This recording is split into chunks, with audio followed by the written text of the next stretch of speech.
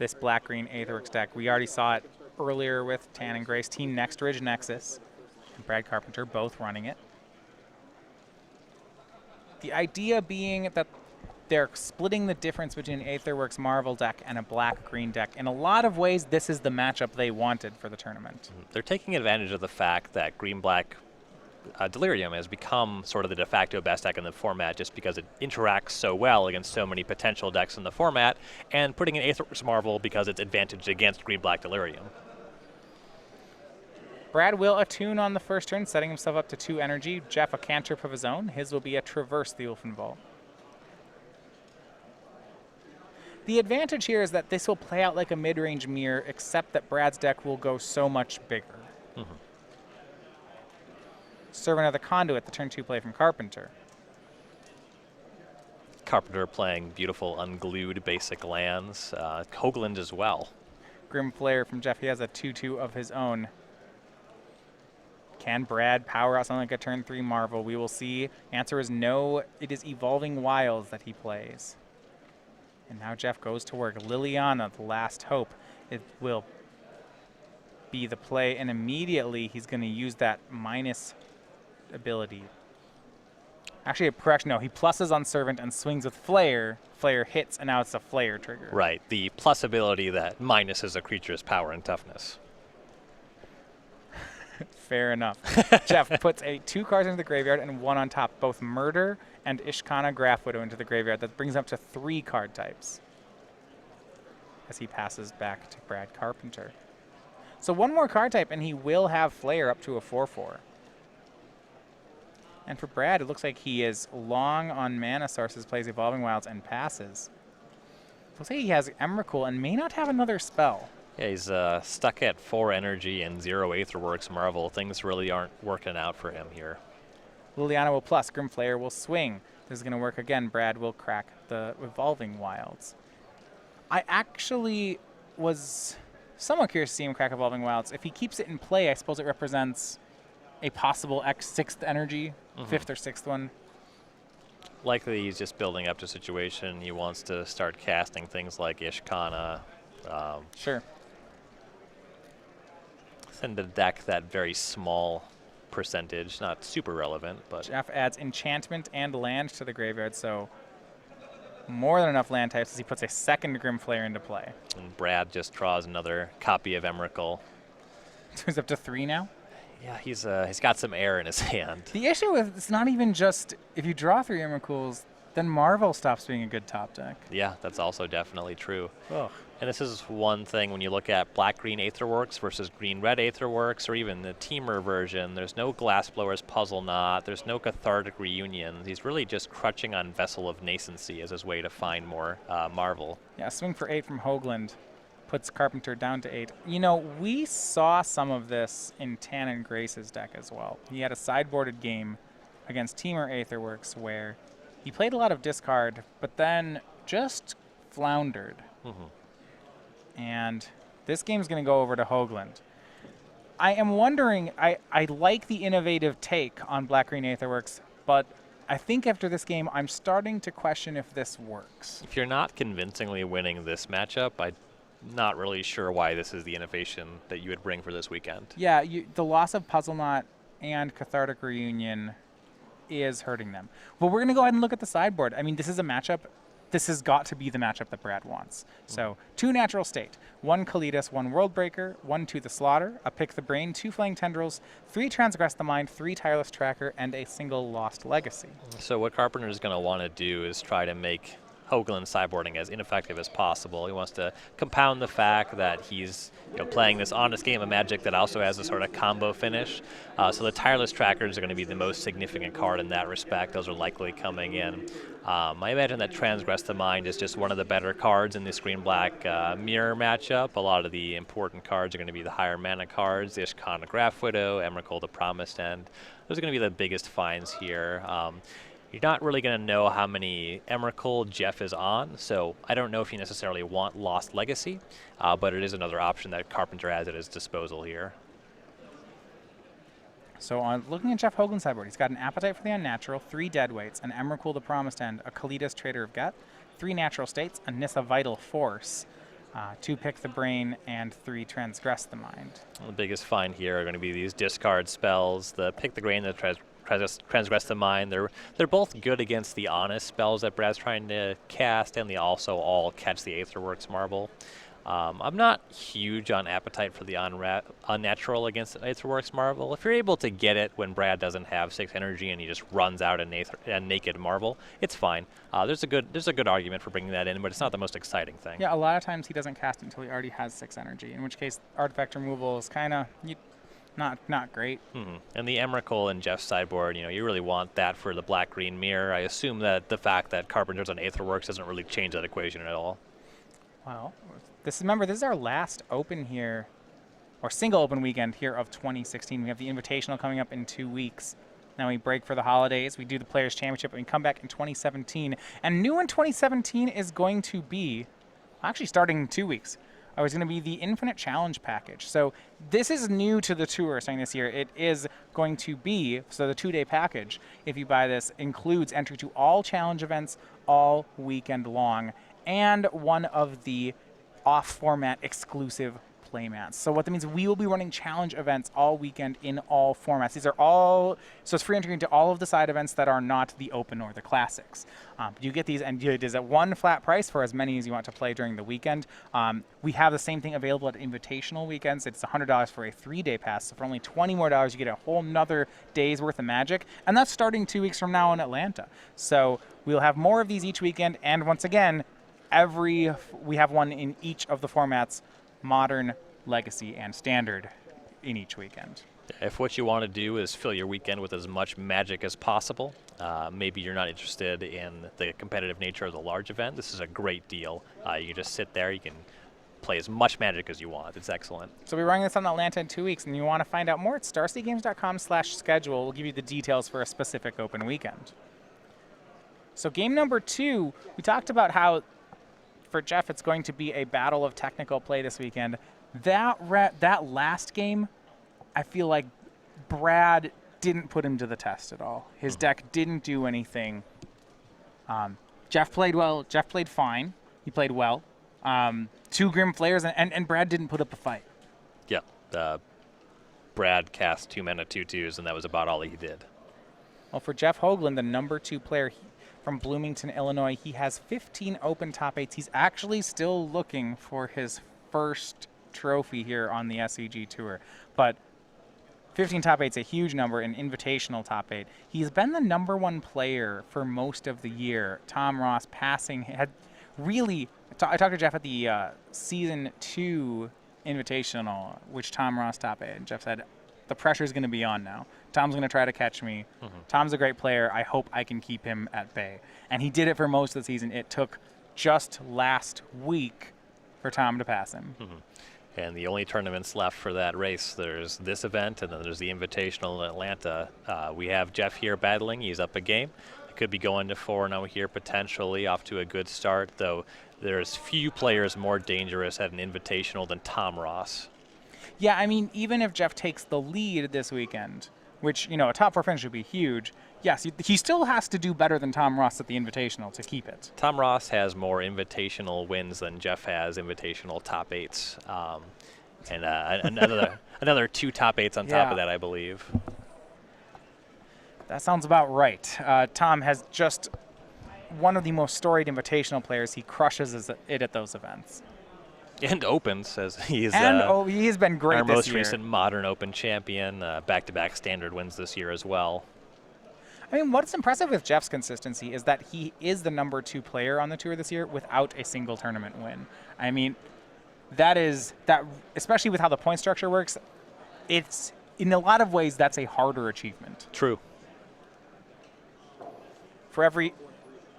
Tom has won 3 events. So if it's like for every event that Tom wins, that's 3 top 16s from Jeff.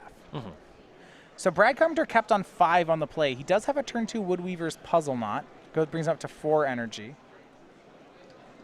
Yeah, if this game is just land Puzzle Knot, land Crack Puzzle Knot, land Aetherworks Marble. Great. That's all he needs. Brad's turn 3 plays at an Evolving Wilds and a second Puzzle Knot. He goes up to 7 energy.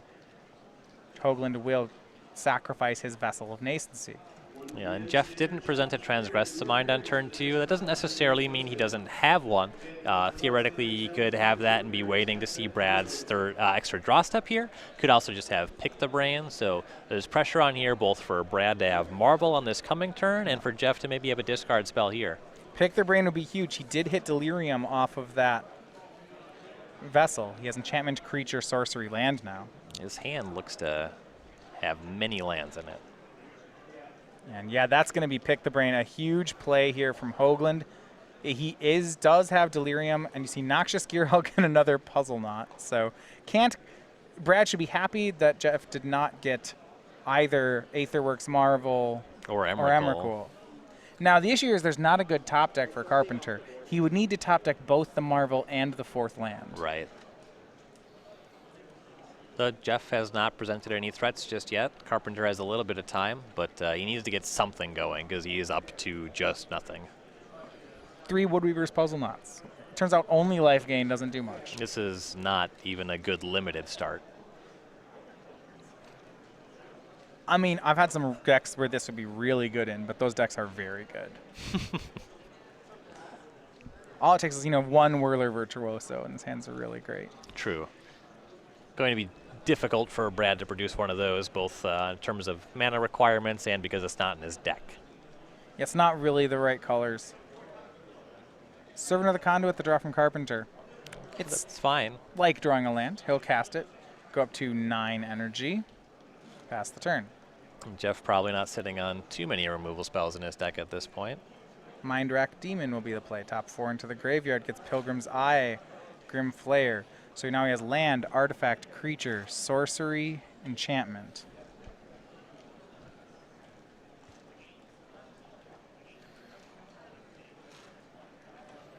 Tap land from Carpenter. We go back to Hoogland.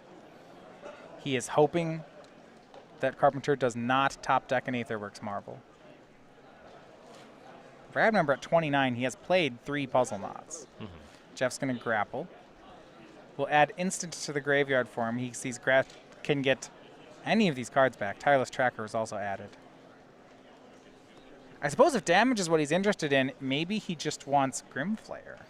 Yeah, Grimflayer would also help him dig towards either finding or helping to cast in an Emrakul, which is his fastest clock if he's able to produce that. Yeah, that's what he's going to do. He really just wants to get off to the races here. Casts it, plays Hissing Quagmire, attacks for 4. So 5 lands in play, 5 card types in the yard for Jeff. The count for Emrakul is up to 10. He needs 3 more. Carpenter will cast another Servant of the Conduit, up to 14 energy. Mana left over with the other Servant plus those 2 lands to start cracking the Puzzle Knots. Dead weight on a Servant.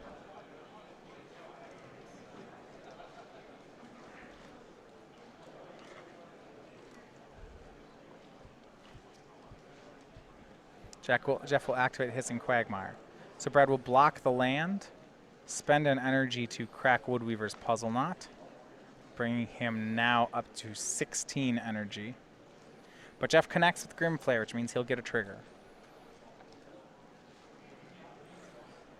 And 3 more. We see 2 lands and a spell.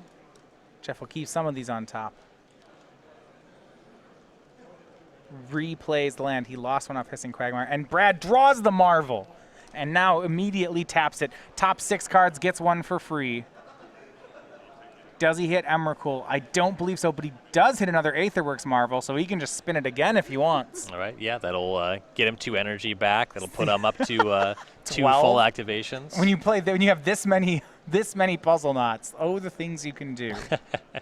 So he misses, but here's another Marvel. Pay 6 more energy. Here we go again. 6 more cards. We see Tireless Tracker, Ishkana, Attune, Servant, no Emrakul, but this time he does have the Graph Widow. Ishkana's solid. He will go ahead and cast her for free. Does he have Delirium is the question. He's got Artifact, Sorcery, Creature, and Land. So he's got all 4. Here's the Graph Widow.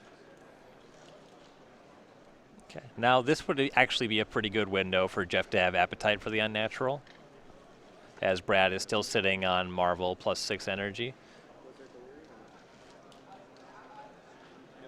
Okay, he actually did not have Delirium. There's no... So, just the 3/5. And a swing from Jeff. Brad will take damage. He's blocking Grim Flayer so that it doesn't get through. Jeff casts Transgress for nothing. He doesn't want to get Emrakul and have to transgress himself. Okay.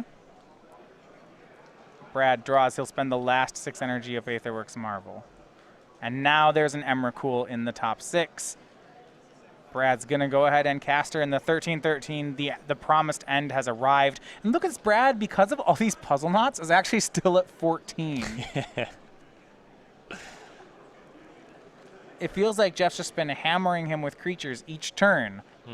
And yet it doesn't matter. So now we go back. Jeff's turn played by Brad Carpenter. And this is why Jeff played the Transgress. Now we see it. There was an Emrakul in his hand, and he wanted to keep it.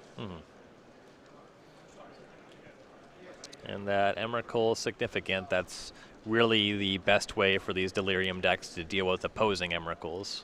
So what looks like Brad's going to try to do is he's going to try to shut Jeff down on mana. So he activates Hissing Quagmire. Presumably what he is going to do is he's going to trade it with his Ishkana. Yeah, the 3/5 Spider doesn't really matter too terribly much, and he just wants to put Jeff off of casting his own Emrakul. Yeah, or I guess he could trade it with his own Hissing Quagmire. He does have Emrakul as his card in hand. It's probably not where this game is going, but if he's able to cast that, he doesn't really want to stunt his mana. He does only have 4 lands in play. That's actually Blooming March. He does not have his own Quagmire. Oh, okay. I don't think he would be going for that even if he had it, though. So a swing for 4 will put Brad down to 10. He actually did this on purpose because he wants to mess up Jeff's next draw. Yeah, let Jeff have some of these Transgress the Mines, this land. Yeah, it was Traverse, a land, and Transgress. And Brad, and this is neat, he says put the Traverse in the graveyard, and then the other 2 cards, he doesn't tell Jeff what order he's putting them back in. I think Jeff will figure it out in a out? second Okay. here. All right. I just like that. So Grimflayer hits Brad down to 10. The Quagmire traded with Ishkana, and the Mandarak Demon was blocked by Emrakul. So Jeff has to play a tap land, plays Grimflayer, and passes. Now Brad gets another turn.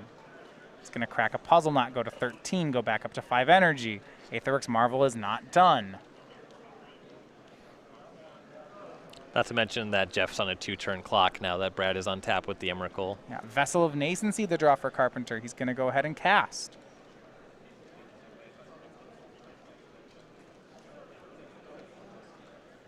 And sacrifice it. That brings him up to 6 energy, so he can Marvel again if he needs to. Looks at top 4 rather, finds an Aether Hub. Plays it for 1 more, up to 7 energy. I imagine we'll see an attack and Brad sit on the activation of Marvel for a little bit here. And there's the swing, Hoogland down to 13. And it's a pass. We go back over to Jeff. 6 lands in play. 7th land, 6 card types in graveyard. He has his own Emrakul. Will Carpenter Marvel in response? Maybe he does it after. We will see. I assume he does something with the Marvel. He doesn't want Jeff to be able to use it. So Jeff passes. No attacks from the Grimflayers. And so Carpenter will spend the Aetherworks Marvel. Now, Brad gave Jeff land Transgress. You could have tried to Marvel for Transgress in Jeff's upkeep. And you see there's a Marvel under these cards for Brad.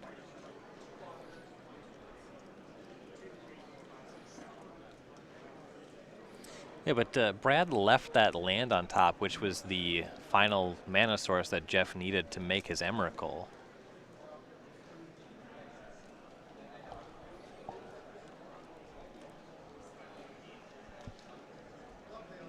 Yeah, punished some here for that. We're still on Jeff's end step. Brad's choosing what he wants off Aetherworks Marvel. Next turn coming up is going to be Brad's turn played by Jeff. So he'll play the Attune with Aether. That was off Aetherworks Marvel. Brings him up to 3 energy, gets a Forest. or make that a swamp.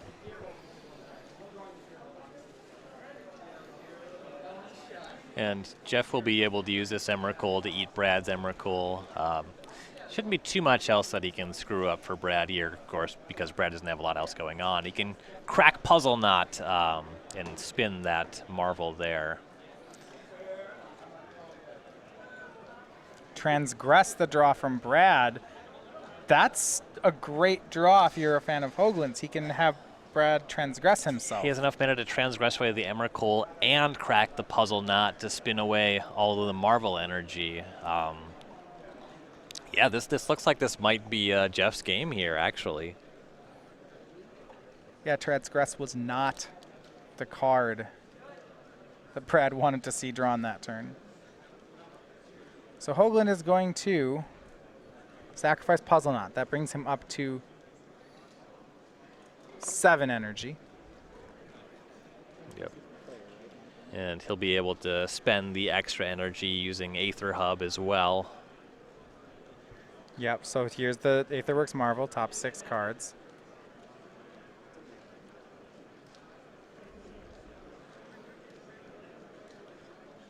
Lost Legacy. Now this is an interesting one.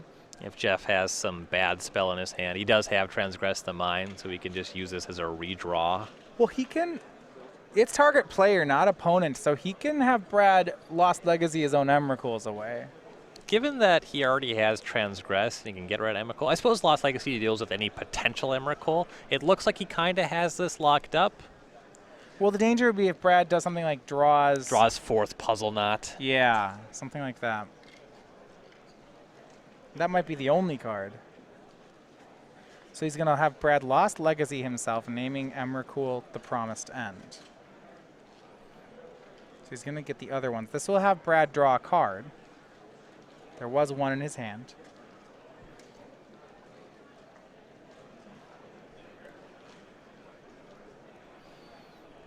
May as well spend the energy and cast a Transgress.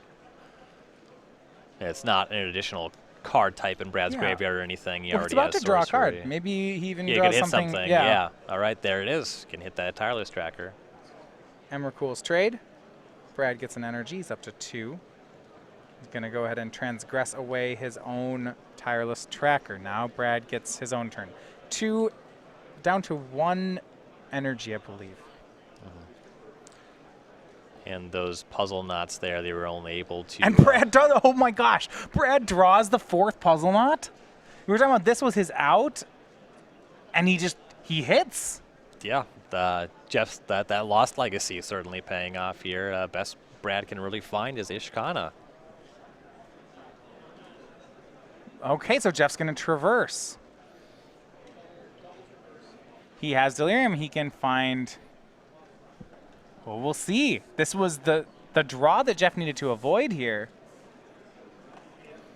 Yeah, so in this game, happen. Brad's had his Emrakuls all exiled, and also his Noxious Gearhulks were picked the brain earlier in the game as well. He really doesn't have much, does he? No, he's looking for Ishkanas and Tireless Trackers, and that's really about all that he's up to. So Jeff goes ahead and traverses for Noxious Gearhulk, then attacks for 8.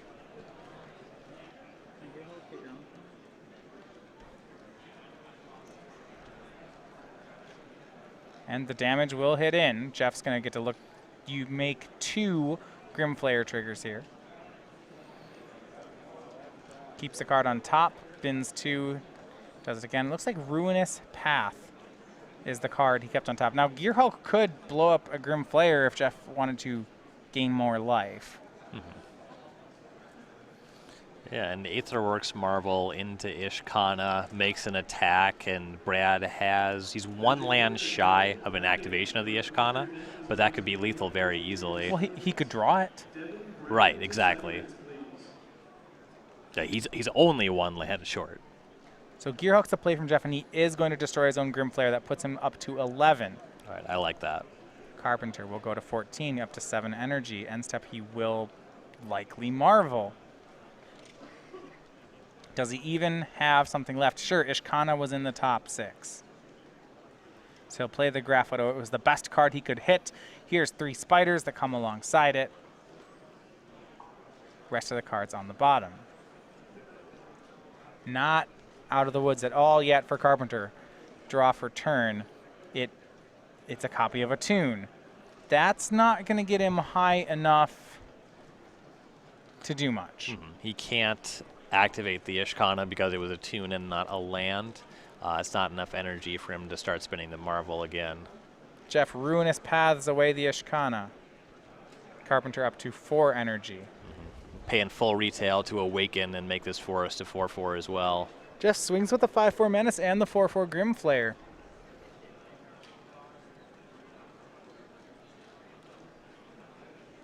That's 9 damage if Carpenter takes it. I was gonna say, I don't think there's a way that Carpenter can swing back for lethal to get Hoogland down from 11.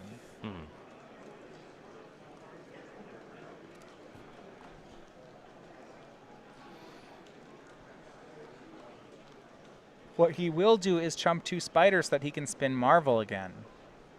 Denies Jeff the Scry, so 6 more energy from Brad Carpenter. Vessel, Ishkana. He hits. Brad, I don't know if he has anything else left to hit. Brad killed the suspense by showing the 3rd card as he found it as Ishkana. He does have an activation from the spider. Is this lethal? Hold on. He's got 5 spiders in play. He's got 6. Yeah, he got the 7th mana source. Yeah. No. Oh my goodness. Oh my goodness. Okay, Brad Carpenter. Yeah, he counts it up, and we're going to a game 3. Wow. And what was? Okay, so after game okay, 1, we were on. saying that maybe Marvel doesn't push this matchup enough, but that game 2, that was everything. It just So he draws the 4th puzzle knot, then his Marvel has to hit Ishkana, and then it has to hit Ishkana again. He only had 2 in his deck. They couldn't, so it's not just he has to hit 1 each time. If both Ishkanas are in the same 6, that's also bad. He also had to find Emrakul earlier in the game. He wouldn't have had this position if he didn't do that. Just everything checks boxes for Brad Carpenter there. All right. That's ridiculous. Was not expecting this game 3, but I'm excited that it's happening. And I'm wondering, from Hoogland's side, well, I guess he's got to try to win rather quickly. I mean, was the last attack too much? If he only swings the Gear Hulk or something, perhaps. Yeah, it's possible. I don't know what he had as leftovers in his hand. I think he was empty at that point. If there was a way to cast the Path and also cast a creature spell, or I think he had Hissing Quagmire he could have left back. Yeah, I wonder if Jeff is going to wish he had that one back on the last turn. It's possible if it's a 2-turn swing, he can leave back in a blocker, because one blocker doesn't even do it, does it? No, it keeps him alive. It does, yeah. Yeah, I believe 1 blocker was all he needed. Or it was a drain for 5. It was 9 total damage. Yeah, 1 blocker. So maybe he can leave back Grim Flayer, swing Gear Hulk, and then next turn swing Flayer, Gear Hulk, and Awakened Land, something like that. Yeah. Well, we will see. We're on to game 3, though. Hoogland versus Brad Carpenter. So Brad on a Malta 5. His hand was just 3 lands and 2 puzzle knots. A really, really marvelous draw from Brad after that mulligan. Yeah, because he has to hit the Oh, goodness. Oh, goodness. He has to... Oh, my. Brad Carpenter, this is his season. It may be Jeff's year, but it's Brad's season. For Brad Carpenter, the 24-year-old from St. Petersburg, Florida. 4 open top 8s and a win. I have to think all of these just have happened since the Season 2 Invitational. If not literally, just most of them. Yeah, he's been having a great year. And a Taco Bell fan. Yeah. Man after my own heart. Taco Bell is just, oh man, it is my guilty pleasure. It's horrible. My own faintly beating, weak heart. But what a comeback for Brad Carpenter. The Season 2 Invitational, he was one of the 2 8-0 players, himself and Eric Hawkins. He was the last undefeated player, I believe, at that point. He went into the modern rounds of the tournament at the end of the day needing a win in 4 rounds to top 8 the Invitational, and he didn't do it. And it was a heartbreaker for him. Lost 4 win-and-ins.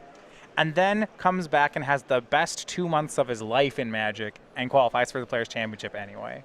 Yeah, when you end up in a tournament like that, many players, and it's easy to do so, end up feeling discouraged. You miss that many win-and-ins, maybe you think about hanging it up. Other players, Brad Carpenter, they get hungry, and he is on a tear. Really impressive stuff. I mean, I guess you look at it and you think of XOing the day one of the Envy. He's keeping good company. It's him and Brian Braun doing about 5 times. Jeff's going to go to 6 here. We're going to take a chance to tell you about our weekly sale. It's been going on all year over at StarCityGames.com. A different sale every week from our online store. So this week, we have had hundreds of different singles available at $5. You see ones here like Entreat, Ashiok, the Nightmare Weaver. There's a list of them, and you can find them over at the store at StarCityGames.com. But you're going to want to do it this weekend because starting at 10:59 a.m. Monday, that's Eastern time, we switch to next week's sale. So head on over. Check out the stuff we have. Yeah, a lot of great things to pick up. If you're a Commander player, if you're building a cube, I'm finally putting the legwork into building Grixis cube physically. Ashiok and Chain Lightning, 2 fixtures of that cube. So I assume there's lots of great combo cards in Grixis cube because that's right. There's a few. You can cast Mind's Desire in that cube. That's great. For sure. Great. All right, Jeff on 6. He has kept game number 3 is underway. Jeff starts on Swamp. It's a turn 1 Vessel of Nascency for Carpenter. And for Jeff, Grim Flayer. The aggressive start of Grim Flayer was really the game winner for Jeff game 1. Mm-hmm. Maybe he can do it again here. Yeah, wants to get this Delirium online quickly and just apply as much pressure as possible. Looks like Jeff also has Pick the Brain in hand, so he can be hoping to get Delirium, knock Brad off of either his Aetherworks Marvels or his Emrakuls. He's going to get a Swamp off Traverse before attacking. This is smart. If he wants to rearrange the top 3 of his deck, he has to Traverse first. Mm-hmm. And now he'll swing with Grim Flayer. Now, something I've noticed with Jeff, multiple deadweights in his hand. Yeah, he's trying to pick Brad's Servant of the Conduits. Because if Brad's able to just turn 2 Servant, turn 3 Aetherworks Marvel, he really gets ahead that way. Either pick Servant of the Conduit or pick the Brain. Right. Top 3 cards from Jeff was a pretty big miss here. He had 3 basic forests. He binned them all. Well, now he doesn't have to worry about drawing them, right? Yeah, I mean that's true. I don't think that's how we want things to play out. Right. Yeah, you would want at least a second card type if you're going to mill that many cards. Aether Hub is the grab off of the Vessel of Nascency for Brad Carpenter. Untaps for his 3rd turn. Now picks up Servant of the Conduit on turn 3. You know, maybe a little bit of saving him from himself there. If he had it, he would have got, it would have gotten dead-weighted. Mm-hmm. Brad just fanned there, do his own copy of Pick the Brain as well, so he has a decision to make. Yeah, interesting turn. He has Tireless Tracker, Pick the Brain. He's going to go with Tireless Tracker. And now go back to Hoogland. Another land. Tireless Tracker gets dead-weighted. Here is the Grim Flayer again. Maybe a bit of a miscue there. If he'd picked the Brain, the Tracker wouldn't be dead. Oh, it would. It just would have taken 2 deadweights. Right. Top 3 cards from Hoogland, we see a copy of Pilgrim's Eye. So that means there will be Delirium, because Jeff keeps something on top. He now has Enchantment, Land, Artifact, Creature, Sorcery, and Pick the Brain with Delirium will be the call. And a bit of a miss of a hand from Carpenter. He's got his own Pick the Brain, Ishkana, Servant of the Conduit, and 3 lands. And I feel like we're seeing a replay of game 1 where Brad's hand, his deck just isn't, without these cantrips afforded by these other colors, just isn't doing anything. Mm-hmm. Like, Brad doesn't have energy. He doesn't have Marvel. Like, what is he doing? And as we saw from game 1, it was all about the top decks that Brad was able to produce. From here, he needs a lot of help from the top of his deck. It needs to both be a way to make... I suppose he just needs 3 more energy, right? Because he has the 2 Aether Hubs in hand already. Well, look, if you're going to try to play a black-green deck, a mid-range strategy, then that's fine, but you're going to need some removal. Like, how different would this game be if Brad, say, Grasp of Darkness to the Grim Flayer? Then we'd be fine. He does play 4 in his main deck. He obviously did not produce one there. Right. I mean, but he could use another kill spell perhaps. He is lighter on kill spells than the other builds, certainly. If you look at Jeff's with the dead weights, if he had a dead weight, that'd be excellent. Which is just going to make him weaker in this kind of matchup. This Grimflayer, it's the fact that Grimflayer by itself is beating Carpenter right now. Here's Pick the Bane from Brad. Sees dead weight and the marsh. If Brad's hand was how it was, where it was just a bunch of reactive spells, go back to that decision to play Tireless Tracker over Pick the Brain here on turn 3. Yeah, it was pretty aggressive here. If you're Brad, you might be thinking that Jeff doesn't necessarily have dead weight in his deck at this point, but he demonstrated that he did in game 2, right? Yeah, I have to imagine that I would have gone for the Pick the Brain. If I have Pick the Brain in my deck, I probably should be happy casting it on turn 3. Well, then, because the tracker would be alive, it would have gotten both dead weights.